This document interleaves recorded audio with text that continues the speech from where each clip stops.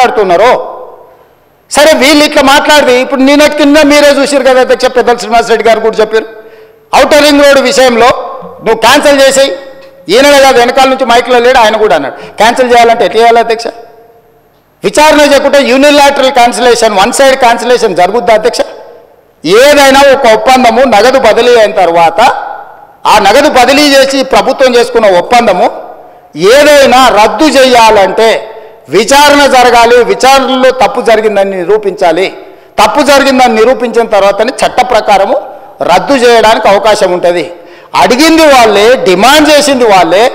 నేను లేచి నించొని ప్రకటించిన తర్వాత మళ్ళీ హరీష్ రావు గారు అభినందించండు మేము స్వాగతిస్తున్నాం మీ విచారణని ఇవ్వాలంటే నా మీద కక్షతోని విచారణకు ఆదేశించిండని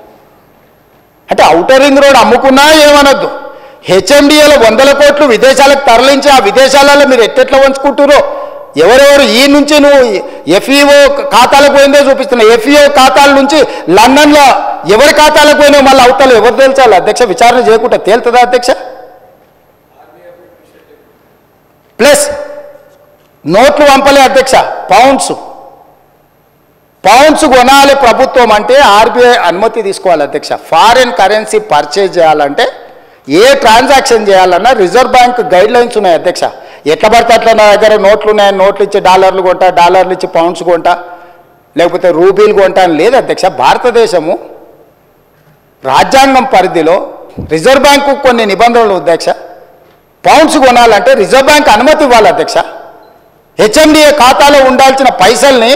సీదా బ్యాంకు పోయి పౌండ్స్ కింద మార్చి పక్క దేశాలకు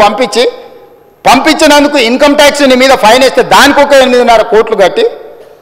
ఇవాళ మొత్తము 600 కోట్లకు మీరు లూటీ చేయాలని పథకం వేసుకొని 55 కోట్లు కొట్టేసినాక పట్టుబడి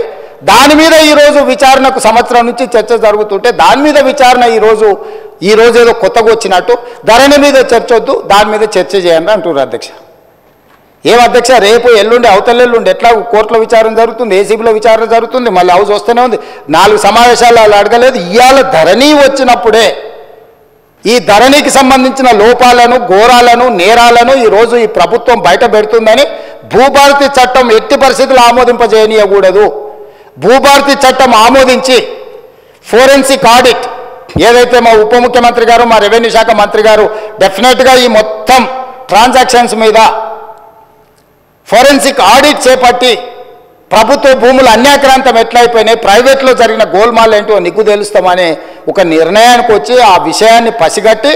ఈరోజు సభ నడవకుండా సభలో ఆ చెత్తంతా ఇది పరిస్థితి అధ్యక్ష